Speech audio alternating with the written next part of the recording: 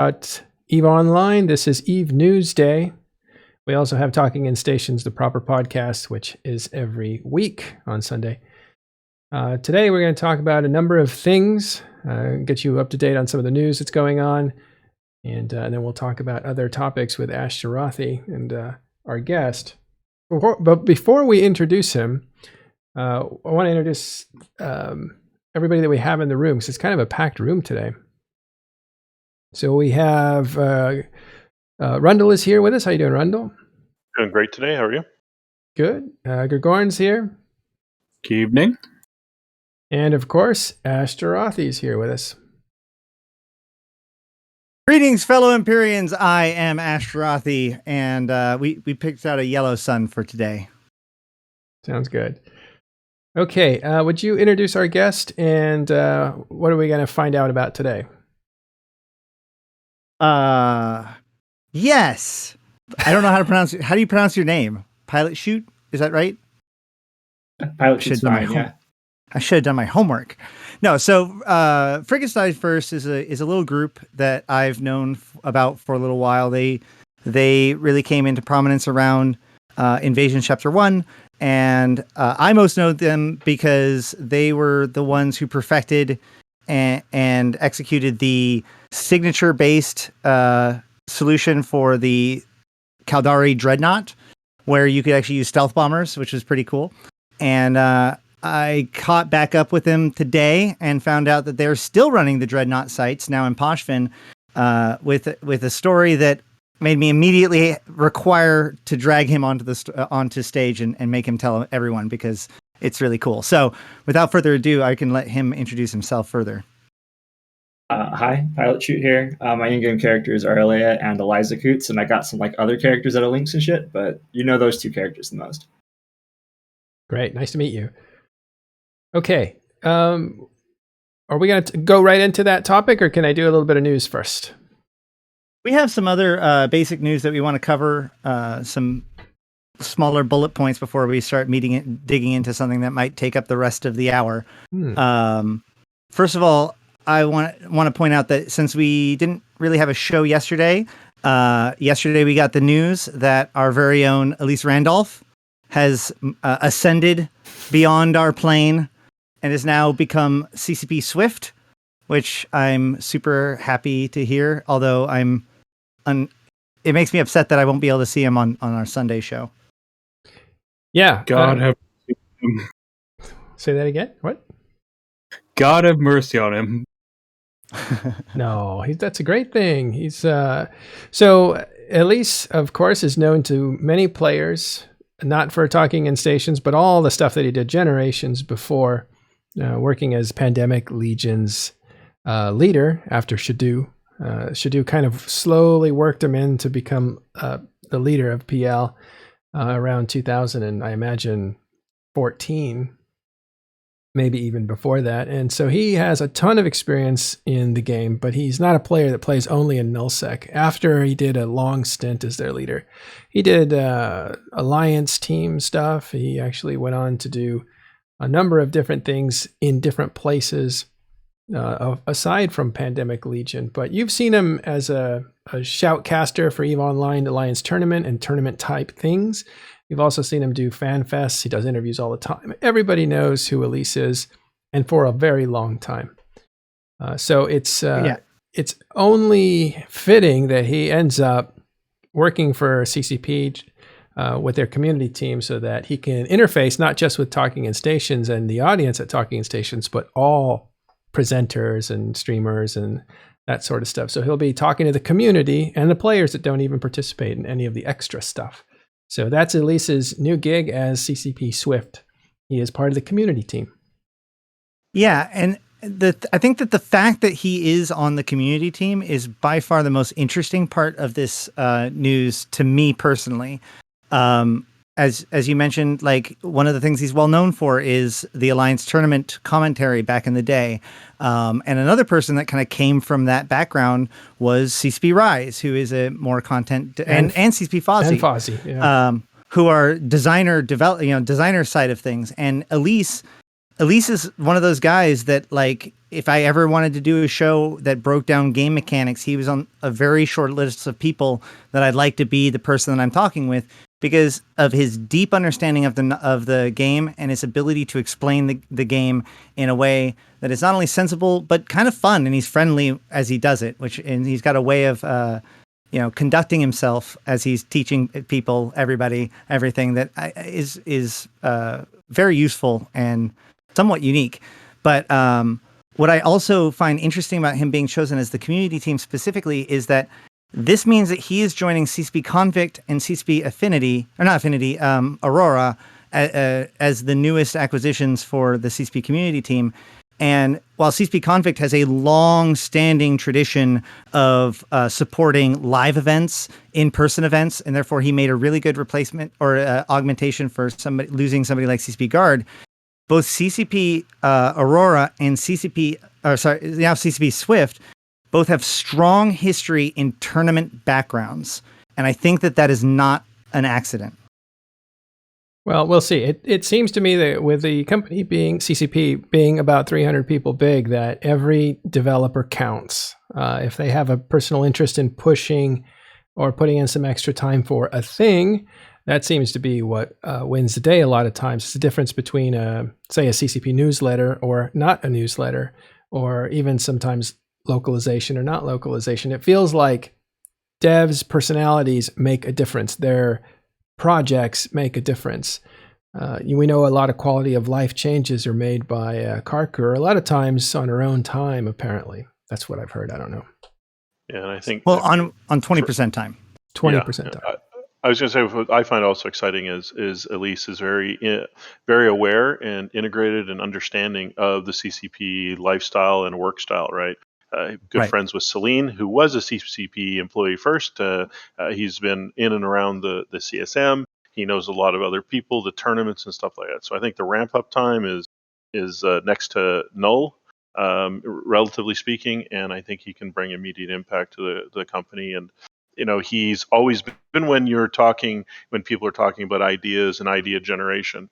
Like, oh, we should do this. Like, he has a very understanding, like, well, that's going to take X amount of time. And, there's 42 different versions of X that we could pick from. Like, he's already very well integrated into that mind of thinking so he can see all angles and all sides. I think that's really good.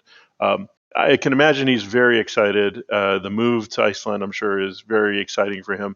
I met Fozzie in Austin right after he'd been hired. He hadn't even made it there yet. He was like super excited. I remember, the total excitement with Fozzie before he left. Hopefully, Elise is enjoying it as well. Pandemic is going to make it a little bit odd, but I hope he didn't buy a house pad right where the volcano's taken off right now, because he might have to change his living location. But yeah, not pandemic Legion, but the actual COVID pandemic. The actual pandemic. Sorry, Yeah, the actual COVID. By the way, real world problem. We're not saying there's going to be an Alliance tournament or that Elise is going to do anything to push it that way. We're just saying, as Ashterothi brought it up, it's kind of interesting, those two things coming together. So there's a question from the audience really quickly. This means Elise will no longer be on TIS at all. It's not even as much, at least as at all in terms of Elise Randolph or being a member of TIS. He might very well come back as CCP Swift, as a guest, but he's going to have to conduct himself completely differently now. As a member of underemployment of CCP, he is now CCP Swift. Yep, it's the same way that like CCP Convict is now CCP Convict, not Bam Stoker. Although it is worth noting that CCP, especially in the last year or so, have really allowed the devs to be members of the community, and in this sense, allow the community to be members of the dev. And so this, more than any other hire that we've seen recently, is really, as you were pointing out, like Elise is just taking off one shirt, putting on the other, and is basically just being who he is, which I think is really great. All right, to wrap this up, yes, Elise was no longer going to be an official part of Talking in Stations. He was our Sunday nullsec guy, among other things. And we are not going to be able to use him in that capacity because CCP, as a CCP employee, he can't weigh in on strategy, people's motivations, what's going to happen. He can just do none of that, not only for us, but for anybody. He's completely changing shirts to a different responsibility. So yeah, we won't have him here anymore. We talked about this. It's not a surprise to me. I knew about this before the public, and we'd already talked about it, and we are nothing but happy for him doing that. We are not at all going to be able to replace him, so we're not going to try. We will evolve, as Talking Stations always does, to continue to bring great content that is worth watching. So we'll figure that out, or we'll show you what we're going to do in the future. So stay tuned for Sunday's show. You'll see how it changes. So handed over the CEO position in his corporation to another person because CCP does not allow people to be major players in nullsec. I'm sure they'll get all that sorted, but yeah, at least we'll continue to be his functionality, probably of like helping explain the game. That's the other piece that is in common with him and CCP Aurora, is that these are people who are well known for explaining the game to people, for building tutorials, for building, infographics, and for helping people understand what is happening, and also helping CCP understand what people may not understand. That's the big one. Yep. But okay, moving on. In other news, hold on. Let me interrupt you and insert some news since it's fresh off the press. Snuff just lost a Titan in Maya. Let's have a look at that battle report. Yeah, totally. Sound effects, please. Yeah, so it looks like a Titan got bumped. Gregorian, do you know how this happened? I'm not quite sure. I asked a couple of people who I know, and sounds like the Titan might have bumped off when it jumped in and then gotten dread bombed, but that's all I know right now. Okay.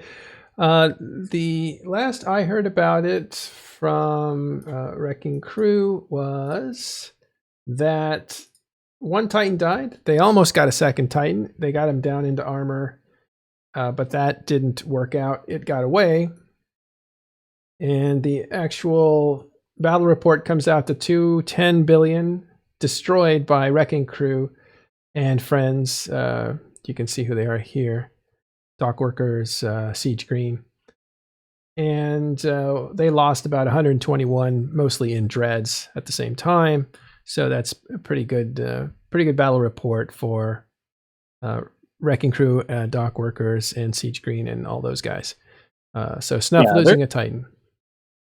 Yeah, there have been recently a lot of public statements between Wrecking Crew and Snuffed Out attacking each other. With one thing that Snuffed Out frequently has tried to say was that RC can only win against them by having larger numbers and taking heavy losses to secure the objective. And well, this is one case where even though they did have larger numbers, they all didn't really take heavy losses the same way that it Snuffed Out likes to brag about. Okay, so we'll keep an eye on that. That's a theater that we're looking at in general. Let's see, this is more related kills here. And okay, take it away, Ash. Actually, I'm going to interrupt him one quick time. It's Eve News real fast. The Able Gamers group, a bunch of CCP Eve players got together, over the weekend to do this, the charity for Able Gamers, which is for a campaign to help people with disabilities and all sorts of stuff, right? So we had Rain on the show, and she was one of the main streamers, but Urschlag, Manic Velocity, Sutonia, Drayden, Lara Plays, Scottish Dex, Ron USMC, and CCP Convict as well. Did streams all week. The total is currently sitting at $9,570. I think when we talked to her, it was just sitting at $3,000. So her current goal is at 10, but it turns out that CCP is going to donate $1,000. Nice. So and so they're going to be almost at 11. So I would say anyone listening, it's $430. If we can crack 11K, I think that would be fantastic. She's going to do an article. So I think, hey, excellent shout out to Rain and all those people who donated their time, and double extra shout out to the entire community for rallying and donating. There were some people who dropped $1,000 themselves. Redline over at New Eden Post dropped Wow. $1,000 himself. That money is tied to a very personal situation, and so I'll talk to him tonight and thank him again. He used some money for a very good element. There's some anonymous people. There's a list of people some people put up some serious money, but every dollar, some people, with being out of work, put $5 towards. Every dollar counted. Excellent job, community. Thank you very much. Appreciate it. And that goes towards a bigger fund, doesn't it? Like the guy Yes, in charge of Able Gamers is raising a certain amount. that's right. He's trying to raise like $1 million, and every single dollar goes right to Able Gamers. There's no middle ground, no middle siphoning of this money. That's right. And Able Gamers is a great charity for those of you who don't know. Yeah. So excellent. Thanks Matterall. Thanks for the team for allowing her to come on and at least spread the word, and listeners and anyone else who spread the word and promoted it. I appreciate it. It's I like this charity as well, and the cause is a great cause as well. So gaming for everyone. Oh, great. Thanks. Good job, Rain. Good job, team. Okay, what else we got? Ash? Oh, it's my turn again. Okay. No. Well, let me take it away. Speaking of the community, the Band Apart, which is Stay Frosty. Yeah, A Band Apart, which is part of Stay Frosty, right? Shoot, I think A Band Apart is the which corp. one's in which. Yeah, Band Apart is the corp. Stay Frosty is the alliance. I'm pretty sure that's the correct one. Either way, they were formed 7 years ago. So they just recently were in the news because they did the Frigate Free for All. And today on Evoganda, Rick Javix posted a blog about the 7 years of A Band Apart. So that's pretty cool. And then, so now we've got patch notes and some bug stuff.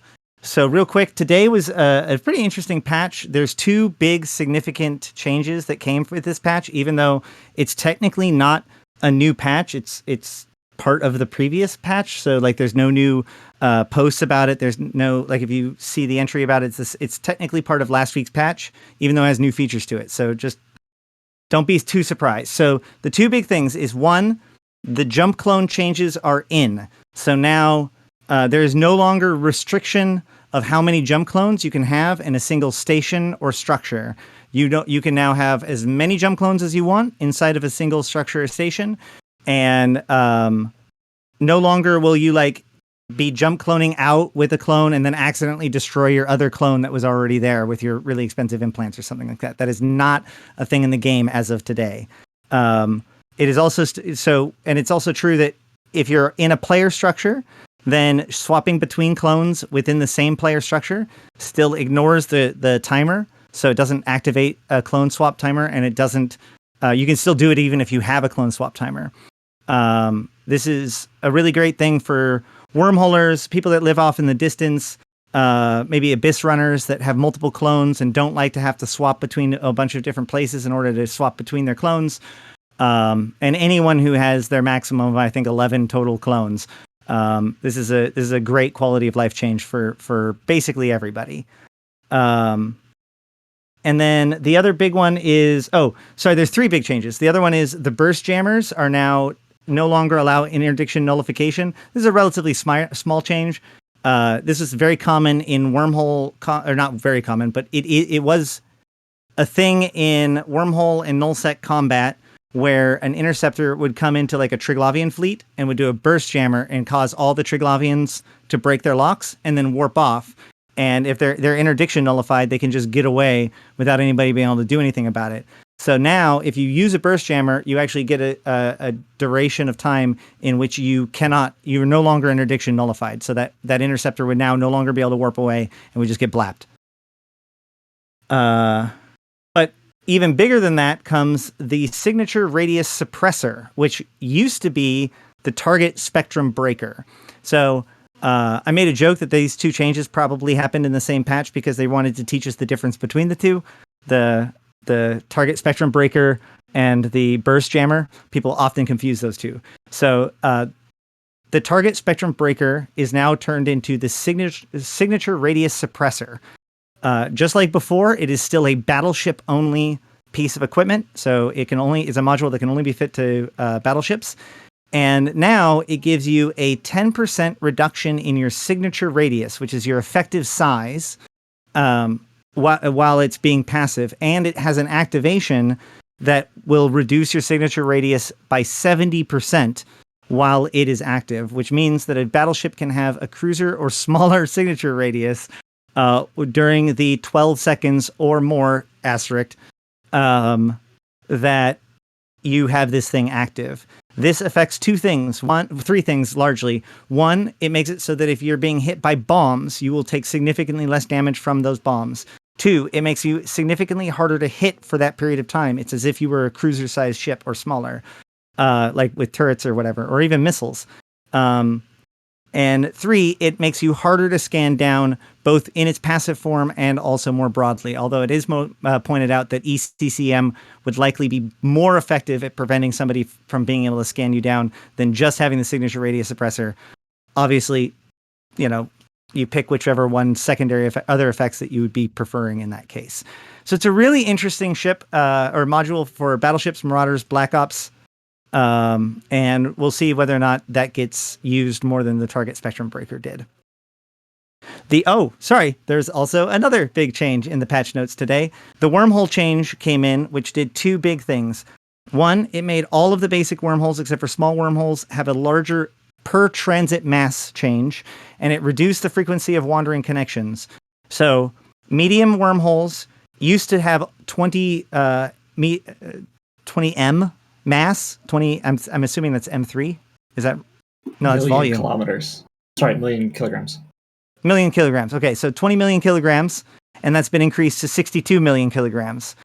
What this means is that, so this doesn't change how much mass it takes to collapse a hole, but it changes how much mass you can traverse through the hole per time. So it affects the high end of what you can do.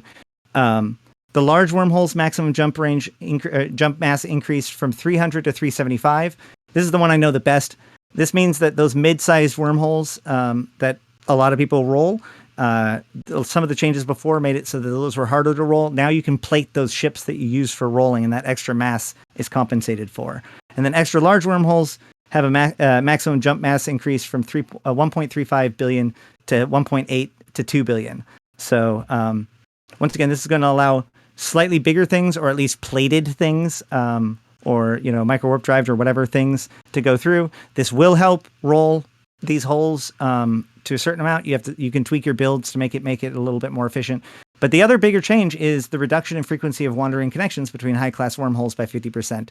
So a little over a year ago, or whatever, about a year ago, they made a change where CCP has said that they're unhappy with how controllable, how with a lot of meticulous effort, and that is really boring, you could have a lot of control over your wormhole life and what kind of things you connected to, et cetera, et cetera. And so they wanted to be able to change that somehow. And one of the things that they did in the early day, or in that first pass, was they drastically raised the number of wandering connections in higher class holes. And so this looks like with these other changes that they're making, they're also tuning back that. I don't know how this relates to the way it was prior to any of those changes, but that's what this change seems related to, at least to me. So that's all the big changes for today. There is one bug that came out from today, which is that the signature radius suppressor has two different skills. One of the skills says that it increases the time that the suppressor remains active, right? So it starts at 12 seconds, and your skills should increase it, just like every other skill like that. But the problem is that apparently the bug makes it so that it reduces it. So actually, if I pull this up,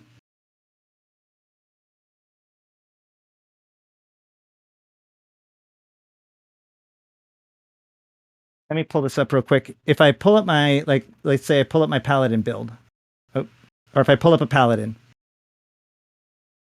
and I put a suppressor on it,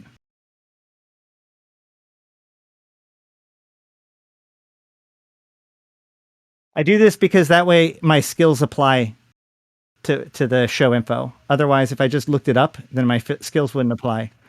So now,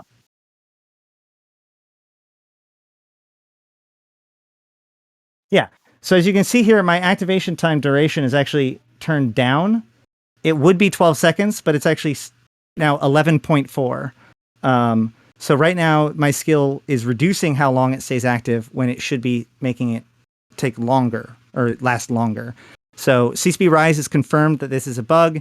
He said this is one of those, the consequences of rapid iteration and those, it's just a database tweak, bro, is that sometimes there's unforeseen consequences and not everything gets triple checked. So he said that the fix should be in tomorrow. So, just in case, be aware of that. All right. So on the jump clone, I believe it now works. The same mechanic that we've enjoyed in Citadels is now going to be in all structures, any station, where you can just swap to your clone without invoking your timer. Based on, I just hovered over on a character, and I clipped it into one of our channels here, and I'll read it. Right, when you activate a jump clone, there's a 20-hour cooldown. I have the skill at that point. Where this cooldown does not apply when you jump to a clone in the same structure that you are docked in. Yeah, and it's a structure. So, yeah, does that count as a station? NPCs are stations. Okay. Players have structures. Just making sure. Okay, well then I got a little excited over nothing. Damn it. Yep. The word structure does specify a player-based structure. Gotcha. I always get that wrong. Anywho, let me double check. I think that's pretty much all. Oh, there's also another weird bug that I ran into while I was streaming, and I found out this is a big thing. So for the last week and a half or so, there's a new bug where you basically hear your gate sounds. It's as if you were really close to the Stargate all the time. So, I guess for those of you who jokingly say, "Does Eve has sound?" I guess you win this round, but hopefully they'll fix that soon. Yeah, Eve has great sound. I've always hated that meme or whatever it was. I hate the meme too, but they win this round. That's all I'm saying. Next week maybe, but no, it's really annoying. Sound wins this round. Yeah. Yeah. You can just zoom out on your guy because it is proximity based. It's as if basically the sound pretends your ship is the Stargate effectively. Yeah, and it is loud. It's a very loud sound. Yeah, it's not great. But hopefully they get that fixed too. And then, that's by the way it for news. Real quick, Rundle. Why do people say, "Oh, sound has Eve"? Eve has sound. What's that come from? Oh, I think, a couple things. Sound is actually quite expensive in terms of performance. And so a lot of people turn those down and turn it off when you're doing fleet battles or ongoing elements. I think there's a natural tendency when you first start the game to turn it off because there's kind of, some annoying, not so soothing sounds to the initial player. It does come on quite loud. There's a lot of players turn music off. So there's a lot of incentive to, I don't know, just from a new player, odd sounds, what is that get out of the way? Because you got to focus. There's so much data. Most people cannot play a game, focus on the sound and focus on, all the numbers and things that are going by. So sound usually goes away first. And then a lot of times, more experienced players will say, "Hey, go to this screen, turn this off, turn this off, turn this off. You don't need that." And so they kind of skip right by some very beautiful and enchanting sounds in this game. I like playing with it sometime, but I always turn it off and forget because it is actually not so good in large fleet battles. Ash? It is worth noting that they actually just changed all of the default sound levels for a new player or for the default client to address that issue particularly. It's really interesting that you say that. Because it comes on very loud at the beginning, right? Or it used to, anyways. It used to. Especially in the early days of the client, the sound had a sound engine that was much less efficient, and therefore in fleet battles it would overtax your computer, the client to potentially crash. And some other really good points in the audience too, right? Multi-boxing, multiple clients. You get to turn all that off because you get overlaying sounds and yeah. So and All that said, I will say two things about that. One, the advanced sound menu allows you to pick and choose which things get muted. And what I really love is the advanced inactive client muting, right? So that way I have it. So if my client isn't active, everything turns off except for things like gate sounds, other system sounds. So like if I have an alt on some Stargate or something, I don't hear its music. But if the Stargate goes off, you better believe I hear it. So there's a lot of cues in the game.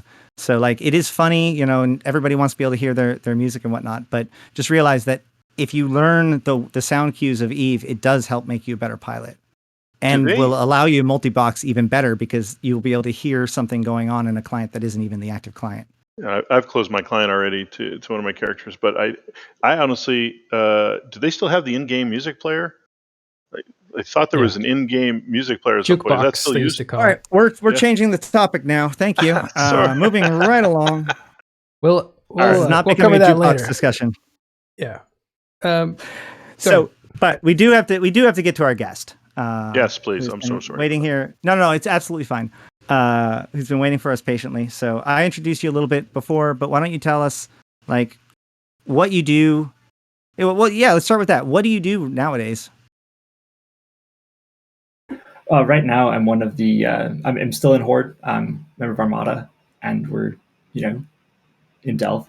And then also on my other main, I've got director roles at Frigs, where we do high difficulty PvE fleets, and we try to make those PvE fleets as accessible as possible to newer players or players with lower SP requirements. We try to make sure all of our fits are alpha friendly, or at least enough of them are that anyone can join Eve and be playing with us within a week, doing some of the game's hardest PvE content. Right. And as I kind of mentioned in the introduction, I knew you during Invasions Chapter 2 in particular, in which you guys had really mastered the idea of using stealth bombers with signature tanks in order to beat the Caldari dreadnoughts. Although I did lose track of you guys during Chapter 3 a little bit. So what have you been... How did that ever change? How have you gone from where you were to what you do now? We haven't really changed what we do. We just changed how we do it a little bit.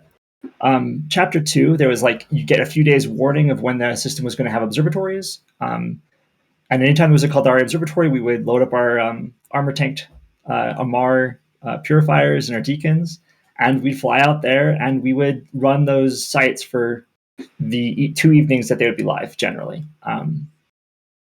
Phase 3 of the invasion, there weren't any predictable observatories. And when they did pop up, they got nuked super hard, super fast. Phase 4 was long, drawn-out battles where I was helping out with Kybernauts and TTI to capture those systems, most famous battle of which was Nyarja. And then during phases 3 and 4, there weren't a whole lot of observatories to do, so we kind of dropped off the map that way, but we still stayed together as a group doing the other content that was available. But now that Pochven is open, we've been trying to theorycraft a way of getting people who may not have standings to travel around in Pochven, because the standings-based gates make it very difficult for someone who isn't me and didn't spend months during all of basically phase 4 running fleets against Edencom when standings could be gained to get 3.0 plus standings to travel around the majority of Pochven. So what we've been doing is we've been working on a doctrine that would allow alpha players to do the trig observatories in Pochven, which has not been trivial. For a while, we were doing the Amar, Galente, and Mimitar observatories, which we could not do in stealth bombers. We're using the Praxis. Praxis has uniform resist. You put a couple of plates on it, some bling resist modules, and bam, you suddenly have the ability to face tank a Dread Wrecking Shot, about 115k EHP in that Dread's damage types, which is pretty cool to be able to do that. But we couldn't bring praxis, whatever the plural for that is, we couldn't bring those into Pochven because the wormholes which you just covered, the C729 wormholes that are inbound into Pochven, the high-sec statics, if you will, they do not have enough total mass to get a full fleet of 15 pilots in battleships into Pochven. We looked at a couple of different options. We thought about maybe we just move our Logi ships, our nesters. We just have a group of people with standings to move the nesters around, and then we bring in the practices through the wormhole, because we can bring in 11 ships when the wormhole will collapse after us. But that's only if the wormhole is completely fresh, and we don't know the state of wormholes right off the bat when we find them. So that was a risky one, but it was something we considered. We considered seeding the entire system of Pochven with a bunch of practices, just the holes, and have people fly scepters carrying their fits in, which was something we seriously considered. But we decided against that as just ridiculous. And also, you'd have to have like them board these ships or have the ships brought out of a station with someone with standings, and then hot seat them and then fit them off of an ester. It was going to be too much. Did you consider, so some of these systems are have only like maybe 10 candidate systems that are eligible to be connected to. I assume that you could close the wormhole and it would reopen. You just have to scan those 10 systems, correct? Yeah, we're not trying to spend hours and hours doing these fleets though. There's a Fair enough. Like we're running. That's a good enough answer.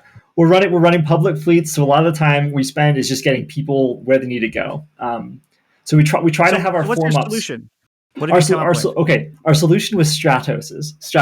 And this is why I dragged you on. As soon as you said I'm running dreadnoughts in Pochven and Stratioses, I'm like, I don't want to continue this conversation until we're in front of a camera. Yeah. So I need you to tell me why Stratioses in dreadnought sites in Pochven. All right. So a couple of us nerds. I'm going to call out Frieden and a few other people like Eric Sand. We were just sitting around bullshitting one night on comms, and we're like, "What? We need something." And someone mentioned, like, what about pirate cruisers or like pirate ships, because they always have the weapons bonuses on the hull, and sometimes they've got other interesting perks. And I went looking around through, like, we knew we were limited to cruisers as a maximum. We were looking at T3Cs, which are way too expensive, and the SP losses are difficult to reimburse for SRP. We came across, like, I opened up the Stratios, or maybe Frieden did, and we looked at it, and it was like, here is a Amar cruiser bonuses was 4% resists. And immediately that set off every alarm bell, because when you have stacking penalties from trying to like maximize your resist to try and reach, like, we need 130k EHP in armor to like definitely for sure tank a wrecking shot and the rest of the room and not have that player just be deleted. So we saw those resist bonuses on the Stratos and we're like, that is pretty cool. We played around with some fits and found that we could, with alpha skills, mind you, get 130k EHP on this ship in armor alone, which is ridiculous. 130, you said? 135 with full boosts, with armor boosts. Okay. With an empty pod, no skills other than alpha skills, and an empty pod. So, are you relying on the fact that, like, so you know what dread is going to, the damage type, and so you're tanking against only one damage type, or is this just I'm brick now? The Edencom NPCs do a very specific mix of two damage types for the Amar NPCs. So, interestingly, Pochven is made up of systems that used to belong to all four-ish. I didn't see any Mimitar systems, but there might be one. Factions. Sharkon, yes, the Mimitar system of Sharkon, the only one. They're mostly right now, though, now they're Pochven, they are Amar only. All of the observatory sites, instead of being faction or racially based by what the system was, they are all Amar sites, which makes it actually pretty easy for us, because then we know that we're going to get a primarily 58% EM and like 40-something% thermal. And we only have to tank against those two damage types in those ratios. Wait, so basically you just never fight any of the other dread types anymore? Yes. There's no more Phoenix, there's no more Moros or anything type? Those don't exist. I actually, if you go to Eliza Coots' kill board on Zkill, you'll see a pod that was worth 1.06 billion-esque, because I flew into a observatory in just like a Corvette, because I just wanted to see it, right? And I figured the Corvette will probably get pointed and get killed, but I can warp my pod away instantly, right? Edencom NPCs, right. They insta-lock. Like they hyper-lock. They lock same tick that they put their points on. Like it's not player style locking. So I lost my pod. Anyway, yes, we found out that they were always Amar sites. There are no Kaldari dreadnoughts. There are no Galente dreadnoughts. There are no Mimitar dreadnoughts. It is Amar only in Pochven right now, which meant that we could develop a strategy to just those damage types, which honestly, armor isn't the best choice. Armor. But like, you can't use the Amar ships, which we've been using before, because Amar racial resist on their T2 hulls is completely the wrong side of the resist profile. And we actually had more trouble finding a lot. Once we settled in the Stratios as our mainline DPS ship because it was alpha friendly, we actually had a lot of trouble finding a good Logi ship. The Guardian simply can't get the tank, which we were very surprised by. We thought like the Guardian is the buffer armor tank ship of Eve. Like if you need Logi, you're using a Nestor or a Guardian. But then we noticed that like the T2 Galente resists have enough thermal that we have a lot of open slots to fill with EM resist.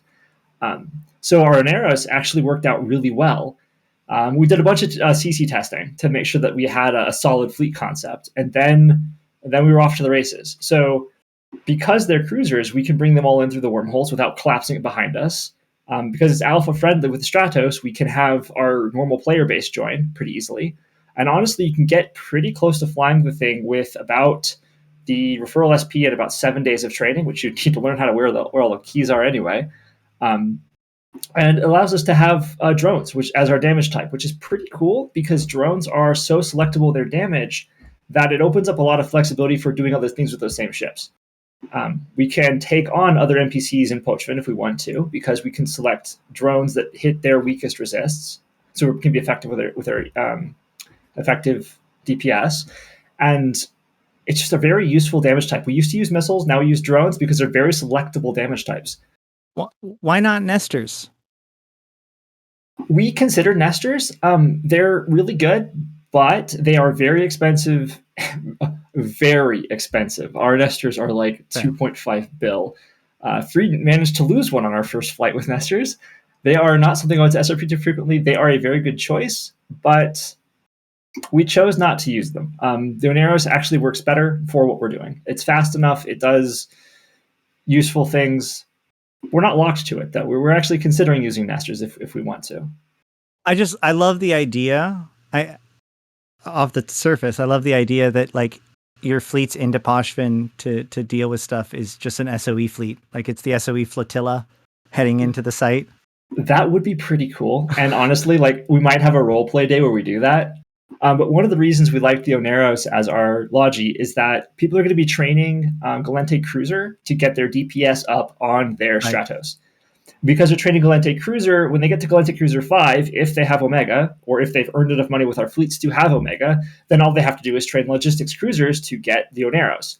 If they have Logistics Cruisers 5, if they have Galente Cruiser 5 and the Oneros as a whole that they can fly, then all they have to do is train into a heavy assault cruiser to fly the Ishtar, which is like the Stratos for this doctrine on roids. And that Ishtar does more effective DPS and has the oh shit button, which means that we don't ever lose one. You get a wrecking shot, you press your ADC, and suddenly you cannot take damage effectively at all until you've gotten repped to the top after 15 seconds. Yeah. Well, I have tons of technical questions about this kind of stuff. We can talk about it for a while, but we probably don't want to go on for too long for the daily show. So maybe we'll have you on, or we'll have a mechanics breakdown of this one-on-one later or something like that. But anytime. I did want to get to the meat and potatoes, the question that everybody's going to be asking, which is like, why are you doing this? How much are you making? What is this worth to you? Okay, so why am I doing this? Honestly, it's not for the in-game ISK. The in-game ISK is decent. We make about 150 million raw coin per site, which takes us about an hour. When Each, right? Yes, 150 per site, so it's about 150 an hour-ish. And how big is the fleet? The fleet is 15 people. So the total payout from the site is on the order of 2 to 2.5 billion, depending on security status. We don't have lots of numbers to compare around, and I don't want to talk that on public comms because, steal our fleet concept and make it open to people. That's great. But we will be running the fleets. So we want to keep our competition down to a reasonable size. Sure. But okay. So 150 million ISK per successful site, which it takes about an hour to get it done, start to finish. how many of these could you run back to back in any given operation? It depends on a number of factors, but we're kind of estimating that we can get 2 done in a set of about 3 hours of duration. Our ideal fleet, we would find a couple of observatory sites. We'd have a scout warping around in a scepter, finding where the observatories are spawned in Pochven.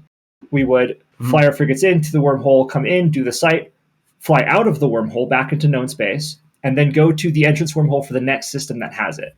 So if we include form-up time for about half an hour, some travel time in between the two systems for about 15 minutes, and then the 2 hour long-ish fights, we can probably get everything done in about 3 hours total for 2 sites. So that averages out to about 100 million an hour, which is a pretty good rate of return for basically anyone who's not ratting in nullsec, which, You're also getting standings ticks, which ain't nothing, especially for somebody who does want to live in Pochven and does need to get their standings up in order to get through the gates. You get a standings tick every 15 minutes. So if you're fighting for the entire hour, chances are you're going to kill something pretty juicy every 15 minutes during that fight, and therefore get a pretty good standings change. It will tank your Edencom standings, and therefore you will never be able to safely travel through HiSec without going, or if you're traveling into Edencom fortresses or minor victories. But if your goal is to get HiSec, even though I've got the worst Edencom standings. Well, it is worth noting that they didn't have the response fleets on the gun stars for a long time, and they just recently put them back in. So the chances of there being a gate camp on any given Edencom system has just increased significantly again.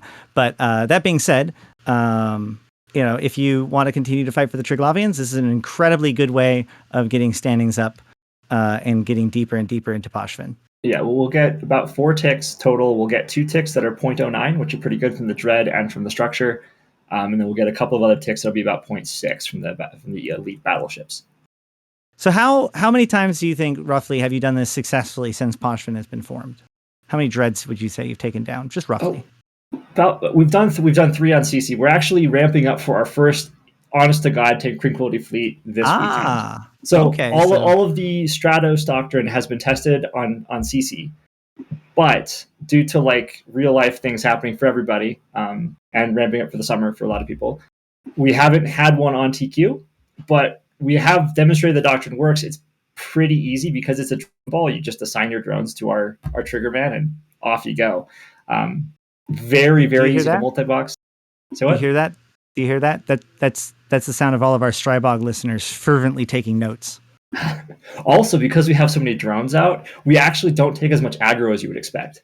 Because it's very hard for them to track and kill our drones because the drones are much smaller than our ships. And they are turret-based, despite the NPCs having ridiculously good tracking.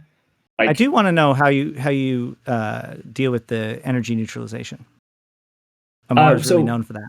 All of our fits that rely on capacitor for safety, primarily our Oneros, they have at least one battery, faction battery, of course, and lots of cap regen. Our Ishtars, for whatever Ishtars are in the fleet, they actually have remote cap transmitters to our Oneroses. And the Ishtar produces a ridiculous amount of excess cap when you're not putting guns on it.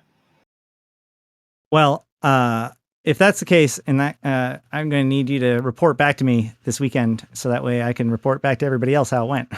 Will do. You should join the fleet. I've seen you on some of mine. You should come out. So I'm actually going on vacation to a cabin for the weekend. So I leave tomorrow. Which terrible. I know, it's just travesty. Every time you've been pinging lately, it's been at a time when I've been not around too. So I want to go on one of your fleets again. This is Saturday at 2300. You can find Frigs, or just go to the the Speed Hack channel in game, SPEEDHACK, and you will see me hanging out in chat. And you can look at the fits, decide if you want to fly. There's also a link to our Discord there, so if you wanted to follow that link and get signed up for one of the fleets this weekend, you're welcome to do so. Like I said, we've tested this on CC, and now we're going for blood. So come join us. This is also, by the way, where Zenitra BPCs come from. You can get Zenitra BPCs from the Triglavian LP store. Yes, but this is the original and the more straightforward way of getting them. That is true. The Zenitra BPCs are hard to build right now. I've got a full couple of sets sitting in a hangar somewhere that I haven't built yet. But They do drop here. We do share the excess loot, so it's not just the payout that you get. If we get good drops like a book that we can sell right away, you get the cash payout split between the fleet members. There's also a question about how to find drifters. So if you're looking for drifters or rogue drones in Pochven, you're looking for what content appears in any given Pochven system is controlled by what wormholes are connected to Pochven and open at any given time. So you're looking for a system with a wormhole connection either to the Dronelands nullsec region or to some sort of wormhole, like an actual wormhole, space wormhole. The wormhole space one will have the drifters and sleepers coming out of it. The rogue drone ones will be the portal to the Dronelands will have the rogue drones come out of it. Warping to the wormholes can potentially trigger them, but otherwise they'll be roaming packs wandering around. I like to keep an eye at like the Stellar Observatory. They tend to like to hang out there, or at player structures. But D-Scan is your friend in Pochven. Speaking of which, do you have any advice for anybody wanting to live or operate access Pochven content? To access Pochven content, I would recommend, if you don't have standings yet, you can get into Pochven on like a border system using a filament or any other system. The border systems, I think, have less competent NPCs, so less scary. Armor tanking works well. Make sure your Omni tanks kill lots of things. It's totally fine to like tag a thing and cloak up on grid if you're not being targeted while there's two fleets engaging. And that's a very safe way of getting that ship kill. If you can tag a ship with a laser pointer, a target illuminator, target painter, or whatever, and just aggress on a ship and then cloak up, you can then basically be safe until that ship dies. And then every 15 minutes, you just get your tick. But once you have an interesting question, which brings up a good point. The site in Pochven only has the MR, right? Like you can't even run. Has the MR, yeah. You couldn't even run the trig side if you wanted to. No, you can't. The trig side spawns in places that. Well, I shouldn't talk about that. The trig site spawns in the K-Space side of things, and the Edencom site spawns in the Pochven side of things. And that's my point from earlier, which is that like whatever hole is ingressing into any given system in Pochven, that's the kind of sites that will be spawning in that system in Pochven, the kind of rats that will be in that system at that time. And the system that Pochven is connected to is going to have the Triglavian rats and the Triglavian stuff going on inside of it. And then there's obviously also the Triglavian minor victories that can have sites. This matches my observations. Yes. Say again? That matches my observations. When I'm in Pochven, I see lots of the 4 different factions of Edencom ships. And then when I'm exiting, I always find the trig ships, the friendlies, the blues, hanging out on the wormhole and around system in the known space system. Yep. And if you ever see anybody like complaining online about like, oh, there's trig ganking people in perimeter, like that's because all that means is that perimeter is connected to Pochven right now via wormhole. Yeah, look up the NPC ID for Triglavian ships in Seakill, and then just like keep that tab open and refresh it every now and again, and you'll get up-to-date information about where the trigs are at. If you want a wormhole in, you don't want to spend money on a filament. And Alexis Matari has published a really great website, Pochven Entry Guide, that not only breaks down the rules and mechanics for how the ingressing wormholes work, but also has a list of every single candidate system for each Pochven system. So it's very possible for a group to live in K-Space and still operate within targeted specific systems of Pochven pretty successfully.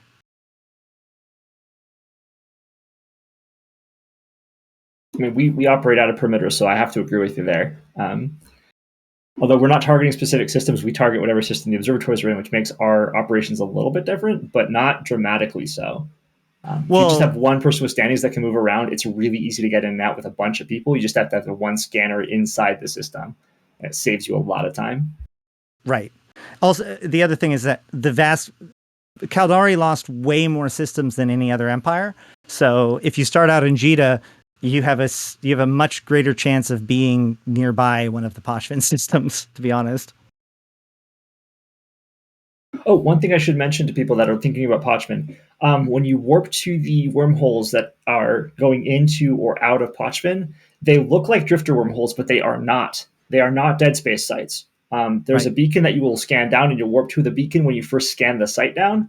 But once you land on the beacon, you can bookmark the wormhole, warp away, and then warp straight to the wormhole without having to slow burn 100 kilometers. Do that every time, otherwise you might die.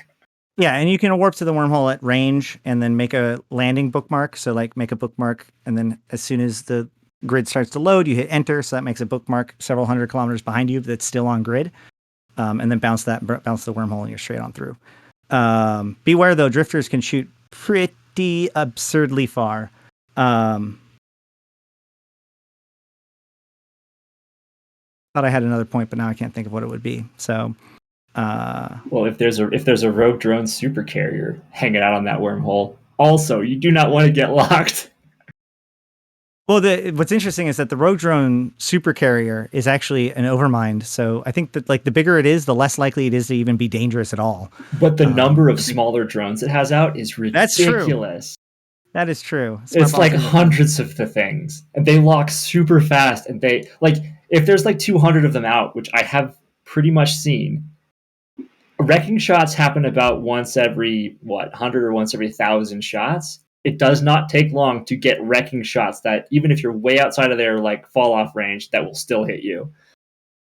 So if somebody was to want to get involved and or sabotage you, how would they do so? They would get to the Speed Hack channel in game, SPEEDHACK channel. They will follow the link to our the comms link, or the pings link, which will bring them to our Discord channel, and then they'll have all of the information they need to join or sabotage the fleet. Granted, we will kick people from comms that aren't in fleet in game, but thus far we haven't had that much trouble with people ganking us or trying to prevent us from doing our thing. Most partly because like we're not regular content. We do this most weekends, but it's off fleet. We're difficult to track down, and if someone wants to put that much effort into them, we're a bunch of cruisers. We're hard to pin down. We don't have the bling nesters on grid. We got a bunch of Stratoses with cloaks on them. So they ambush us. We were going to be inside a dead space site, which means we have eyes outside. We always have eyes outside. They'll have to warp in. They warp into the beacon. We see them coming. They land. We're already warping out. We're already gone. Like they're welcome to try. It's all good fun. But then they will be landing and not cheese tanked against Edencom, and they will get rectified. It will be hilarious. I look forward to hearing how successful you are.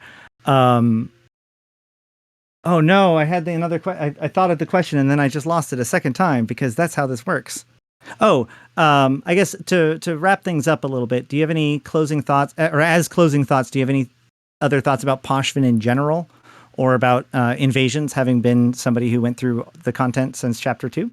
I thought the invasion content was really fun. It was great for community building. It was amazing for community building. I built the SIG hack and speed hack group on the trig content, and I thought phase 4 was a lot of fun despite being a little grindy. I only have one major gripe with Pochven, and that is like the standings required to take gates is way too high.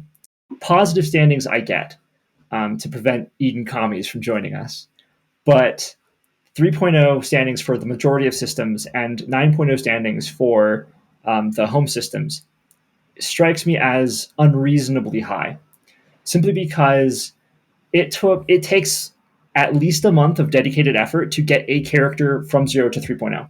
And that's playing multiple hours a day. I know I did it. And that's not something you can make. You can't have useful alts in Pochven because you have a character or two characters at most with 3.0 standings, and an entire group of hundreds of people may have one or two characters that have 9.0 standings because that is ridiculously long to reach. I'm sure over the course of decades, we'll have lots of characters with access to Pochven, but there's no way to get trig standings without going into like Edencom systems in known space and hunting Edencom fleets there, or by going into Pochven and killing rats. Right. Getting standings has been the biggest barrier for us to do active Pochven content. That's why we haven't run sites on TQ, because on CC we can, that's Singularity Test Server, we can log in, boost standings, and have everyone able to access it, fly around, find observatory sites, and just do our testing. On TQ, to get access to a site, I need to log in my character. Of all of the people here, I am the only person with a character with 3.0 standings, despite all of us participating in all the trig content. Then I find the wormhole out, and then we work up the fleet, get it in, do the site, And we would have to do like 40 sites to get one person from 0 to 3.0 standings, roughly.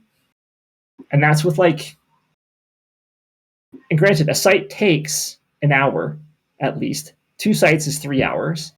So you're looking at someone having to spend 90 or more hours in the game, at least, just to get 3.0 standings to move around a set of systems. Yeah. The content, there's no content in Pochven unless you've been like dedicatedly grinding standings forever.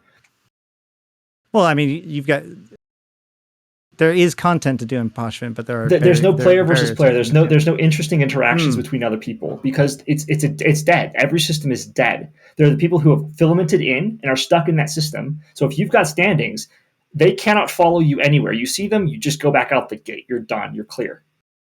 Right. There's no reason to aggress because aggressing will prevent you from taking a gate. So you just don't aggress anybody. You burn back to the gate and go through, and you're clean. They cannot follow you through. There's no gate mechanics to worry about. There's very few groups that live in more than one Pochven system because while they can get into Pochven from the known space and from Pochven to known space quite easily through the static, they cannot get to adjacent systems in Pochven on more than a couple of their characters, so they have no force projection outside of their home system. Here's a question, though. Do you think that if it was easier to project across systems, it would just make it so that an apex predator would just take over the whole thing and it would just be for them? I can't speak to that. I don't know. The blue triangle, as it were? It's possible that like a group or two could try and take over the entire set of systems. But keep I'm just in saying, mind, like the separation, while it is really inconvenient as us working within Pochven, it does allow each system to really be its own isolated thing while still connected. I'm gonna have to only half agree with you there. Having Pochven act like most people cannot access Pochven as a region. It does not act like a region for them. It acts like a little itty bitty cubbyhole. They go into a system, they deal with a system, and they have to keep eyes in that system forever to find their wormholes in and out. Otherwise, they get rolled out, basically. Or they have standings to go back around to it. But like for a very, very large majority of the people, they are just little cubby holes that you can go into in space. They have no interesting connections to anywhere other than the known space system you came in through. Okay. Well, that's very interesting. And if they had easier connections, there's potential for an apex predator to take over. But keep in mind, the systems are pretty big, some of them, at least a few of them. And it's wormhole mechanics. You cannot see somebody in local. You can't know someone's there until you've descanned the entire system. So, like, I don't know. I think there's a lot of utility to be gained by lowering the standings requirements. That's my opinion. I am not a CCP developer. I would ask for that because it reduces my content a little bit. It makes it a lot harder for me to run fleets and access the content for other people. But I'm sure they have their reasons. I think that the big sign here is that the person who's pro-trig is feeling locked out by the standings. And that's pretty alarming. That tells me that while some of the mechanics of it make sense, it's certainly not working. Perhaps it's too restrictive on the lower end.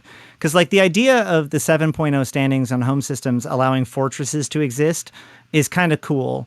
But I believe that probably the other two standings points are probably too high or maybe need to be shuffled around so that like docking in stations is something that like maybe traveling through the first few stargates is done at 0, but docking doesn't happen until at 2 or something like that. So that way there's a difference between somebody who can travel within Pochven and someone who can live in Pochven because they have access to the stations. Whereas now somebody could just dock up as long as they don't have negative standings with Triglavians. They can dock I think up, there's a way to do it. They can't modify their ship. Fitting services are offline Correct. until you hit certain standings levels. They've already got a bunch of standings gates in the thing that opens up functionality of the systems. Right. But, and that's what I'm saying. They could shuffle those around and maybe tweak that and still keep what they were going for without like the fact that a person who is running Triglavian sites to do Triglavian stuff against Edencom in Pochven is complaining about the standings is pretty much a good sign that the standings are too restrictive. I like the standings gates for station services and stuff like that. It really adds to like you're a friend of the of the trigs. Therefore, they help you out more. You have more access to their everything. Right. But the idea is that somebody who has like home field advantage. That was the original intent. I can dock up and fit my ship, and somebody else can't. There's lots of advantages like access to the markets and stuff. That's also gated. But I don't think that the gates should be as restrictive as they are. Positive standings, maybe 0.03 for most systems, and then 1.0 for the home systems. Right? Definite positive standings, definite time investment. 1.0 standings is still not trivial. That's still like multiple weeks of playing. To put this into perspective, we discovered a pretty cheesy system to get standings. And so I can tell you that I went from roughly 1.0 standings to roughly 3.0 standings in 10 hours of nearly optimal standings grinding. Were you just hopping between two border systems to double your ticks? Nope. We had no. It was one system. So what it was this was when the Gunstars had no response fleets. We had a system that had 42 Gunstars in it. And so we just formed a fleet, and every 15 minutes somebody woke up, warped the fleet, we popped one Gunstar, warped back, and waited another 15 minutes. And doing that method, it's a heavy Gunstar, mind you. So the only thing that we could have done better that was an Orca or like a drifter battleship. And even then, it took me 10 hours to get above 3.0 standings. In TTI, I was one of the 3 people who set up the Orca fleets, the Orca standing fleets that we did toward the end of Phase 4 when we knew about the standings.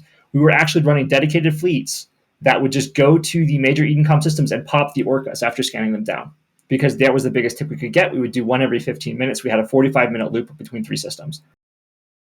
All right. Well, thank you for coming, and thank you for talking about your plans and how you've been experimenting with this new content and how you were able to deal with it during invasions. I hope that this is not the last time I hear from you and your antics. It almost certainly won't be. I've got a bit of a war chest to burn through before we're out of ideas. So, and if you need Triglavian Dread BPCs, hit me up. Yeah, hit him up. Eliza Cootz in game, ALIZA space KOOTZ. I've got some blueprints to sell, materials to build them, because there are no minerals. I cannot afford to build the holes. Can't find enough compressed ore, quite literally, to build anything right now. All right, cool. Drop your information into the chat there, and people will be able to see it later on. And we'll put it in the show notes for the YouTube video as well. Nice to meet you, Pilot.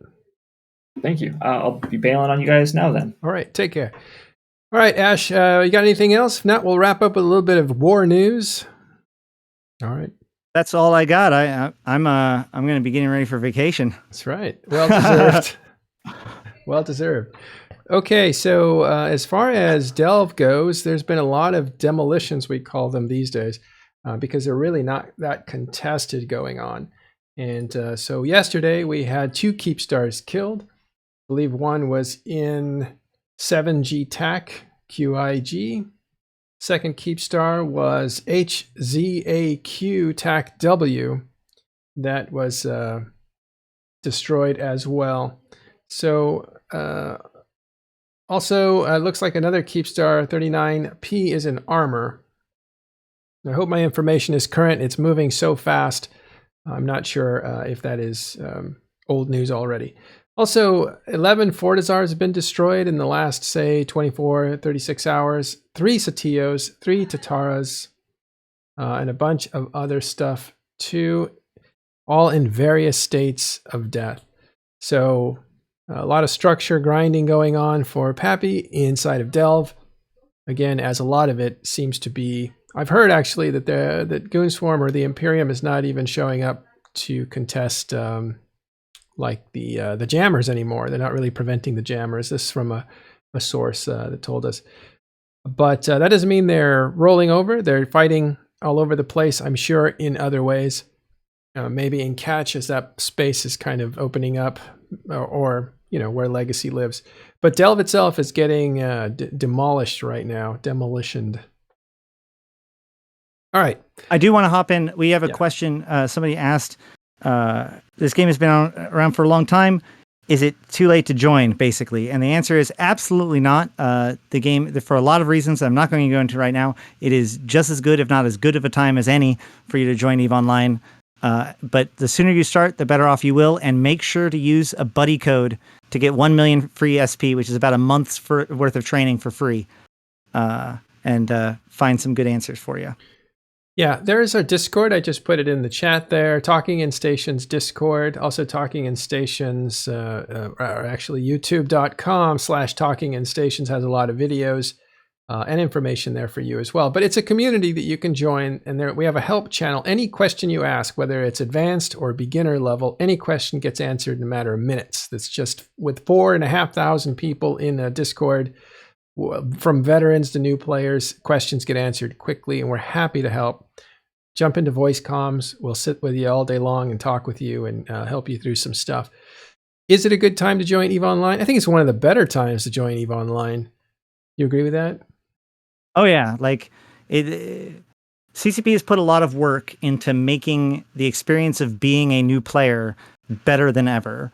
In fact, if anything, it's actually not a great time to be an old grizzled veteran player. Yeah. We're the ones that are sucking to suck right now. It's actually a pretty decent time. Just realize that this isn't like a lot of other MMOs, and this is very Dark Soulsian. If it's hard, it's the professionals game, basically. It'll kill you.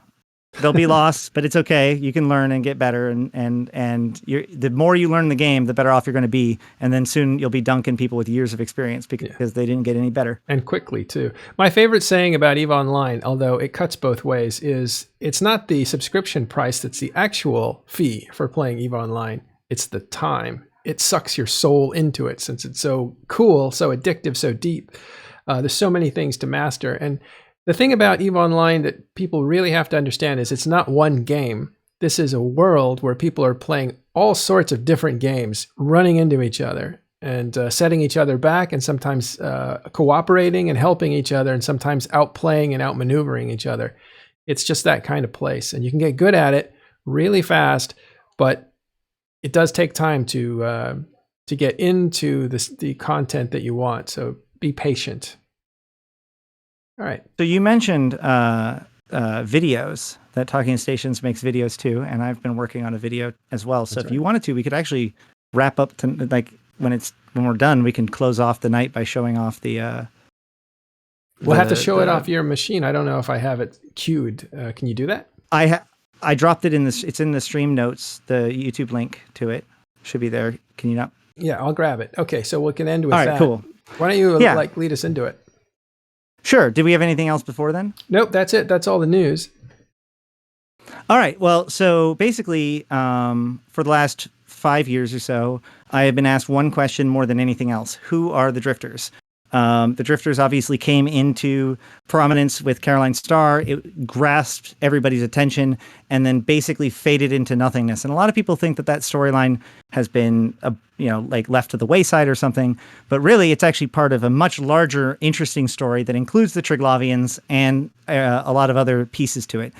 So I've started to try to make new videos for Talking Stations to teach and introduce people to EVE Online, and as one of them is the lore. So this is the first in my series on the Precursor Crisis. It's called Who Are the Drifters?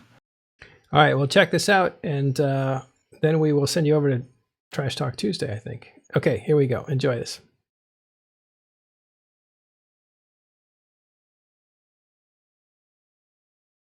By 2730 AD, nearly 21,000 years before the modern era, the human race had colonized its home system of Sol. Within 5,000 years, humanity had stretched out to consume all resources within the range of their warp drive technology. Near the end of the 8th millennia, a miracle came to the human race in the form of a semi-stable wormhole, which connected them to a previously undiscovered land of prosperity. Within a few short years, the largest colonization effort in human history began as countless souls poured through the Eve Gate and into New Eden. However, the fortunes of mankind took a turn less than a century later in 8061 when the Eve Gate collapsed, cutting off the colonies of New Eden Cluster from Terra. The cost was devastating to those remaining. Countless colonies were lost, and the very history of mankind faded into legend. Little is known from this prehistory, but we do know of the existence of 3 civilizations that held influence in those early days. The Yan Yong, masters of gravitonic technology and force field theory, settled in the Detol region in modern-day Galente space, but all records of them end around the year 9000 AD. Unsettlingly, the remains of the Talakan Empire, which mostly are found in the mysterious Anoikis, a series of far-flung star systems accessible in the modern day only through unstable wormholes, seem to have also fallen from power at about this time. Of all of the ancient empires, the only one whom we have met in the modern era are the enigmatic Jovian. Being a relatively primitive civilization compared to their contemporaries, the Jovians survived the Eve Gate collapse by having their entire civilization loaded on immense arcs and shuffled at barely faster than light speeds. The majority of the population remained in suspended animation in a virtual reality environment known as the Construct. Those inside of the Construct used the time dilation of the simulation to rapidly advance their civilization beyond anything imaginable in the physical world. Soon, the limitations of reality were no match for this new civilization. To protect them from corruption and to ensure a tether to reality, a law was established in the early days known as the One Body, One Mind Law, which simply states that for you to have a consciousness within the construct, one must also have a physical body connected to it. This serves two purposes. First, it makes sure that each being inside of the construct was at least once human, but also the construct itself was eventually transformed to use the brains of those connected to it as part of its computational systems. Thus, removing the physical body would disrupt a part of the construct, or even take parts with it. Outside of the construct, the Jovians had gone through 3 distinct empires. The first collapse occurred when the highly engineered Elders began suppressing the biological experimentation of the other Jovians.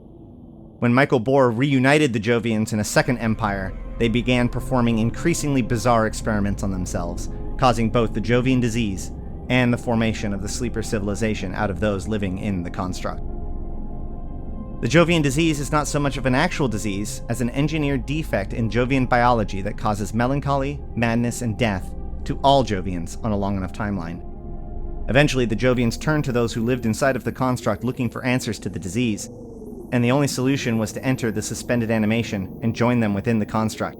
The conflict and disorder that came from this era is known only as the Shrouded Days, and no one, not even the remaining Joves, seem to fully understand what happened in those days.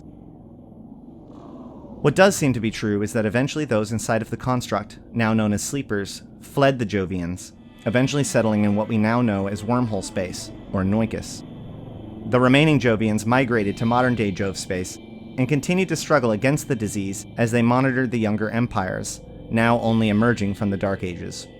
Eventually, modern politics, in combination with the uncontrollable disease, led the Jovians to retreat further and further from the rest of New Eden. But as one empire falls, another rises.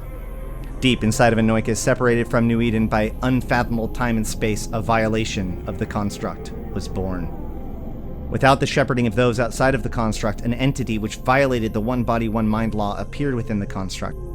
A small child with black eyes that had never been born and had never had a physical body. This thing was called the Other and was rejected and hated by the sleepers. But this seems to have only fueled its desire to take over and consume. And over time, more of these defects were made.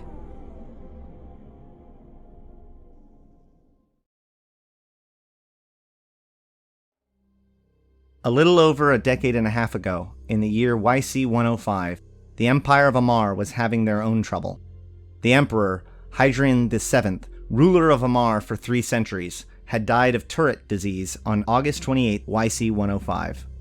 The Amar Empire is ruled by a small handful of noble houses, each with a selected heir to head the house. When the time came, the heirs competed with one another in a process known as the succession trials. The winner becomes the new emperor or empress, and the losers must commit suicide in a ritual that is known as the Rite of Shathal Sin. So when the 5 houses competed in YC 105, Dorian Corazor was chosen and became Emperor Dorium II, but this did not settle the issues within the empire. Jamil Sorum, the heir to the highly militant Sorum house, was reluctant to give her life in the ancient traditions, and when she lost, conspired with her loyalists on a plan to cheat death.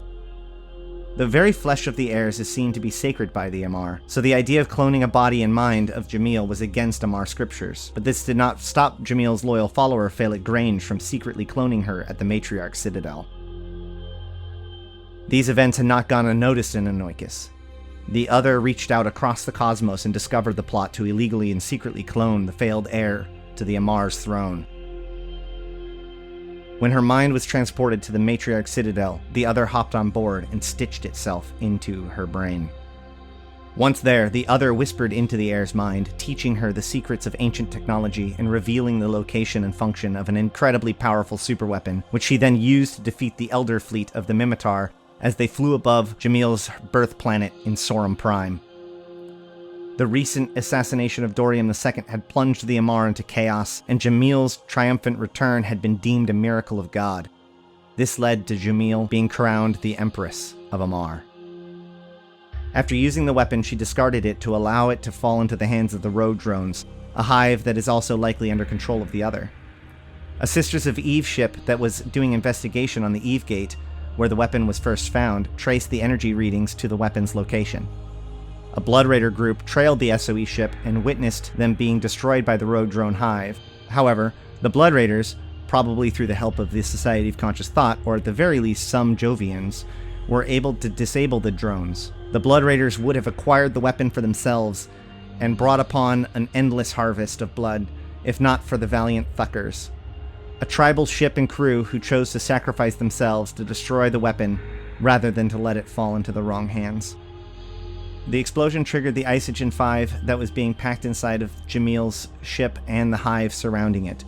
This cache of Isogen 5 was one of several that was created by the pre-Dark Age empires and stored near certain stars. Isogen 5 itself is a super rare isotope of isogen that seems to only occur around certain blue stars and have unheard of gravitonic properties. To make matters worse, this cache was quantumly entangled with at least 9 other caches, which also exploded simultaneously. These explosions poured energy into the local stars, causing massive coronal mass injections, destroying the closest planet near each star. This is known as the Salian Incident, or the Apocrypha event. In addition to the shattered planets created by the explosions, numerous traversable temporal defects known as wormholes began appearing, leading people to discover temporary shortcuts between distant stars, as well as connecting them to the long-lost Anoikis. Still in partial control of Jamil, the other pushed her to send her scientists into the uncharted space, breaching the sleeper conclaves and extracting the suspended bodies of the sleepers. They then used the sleeper implants to make their first immortal foot soldiers, the Templars.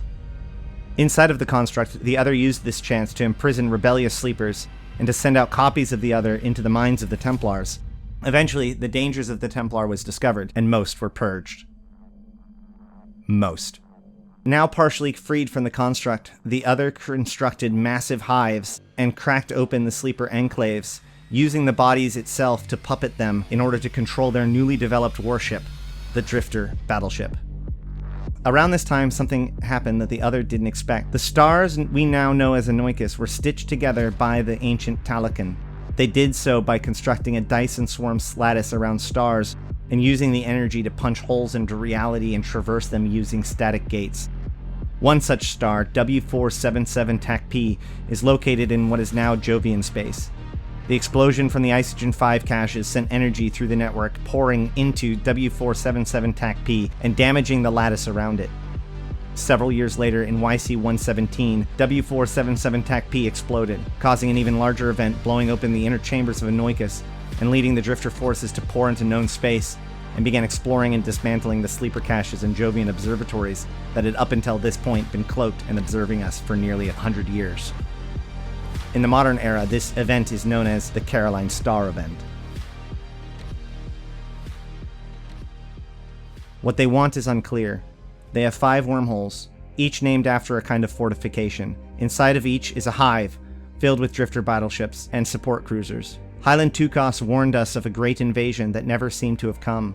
However, at the center of each of these hives is a massive vortex of energy surrounding a pile of what may have been fragments taken from the observatories.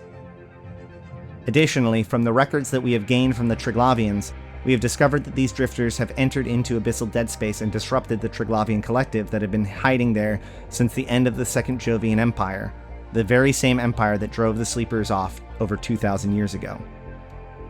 The Triglavians see the drifters as heirs to the Second Jovian Empire, and while they do not understand their artificial nature fully, they identify them as the ancient enemy Azdaja, or the ancient enemy dragon.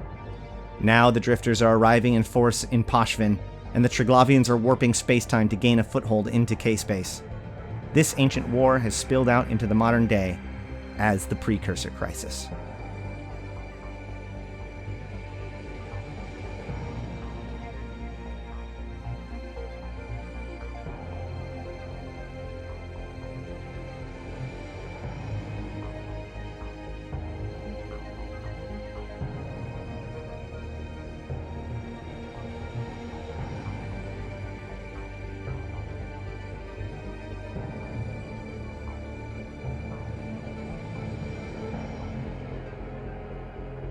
All right, that's about it. I can tell from the comments that people are really excited about it. I'm really happy about that.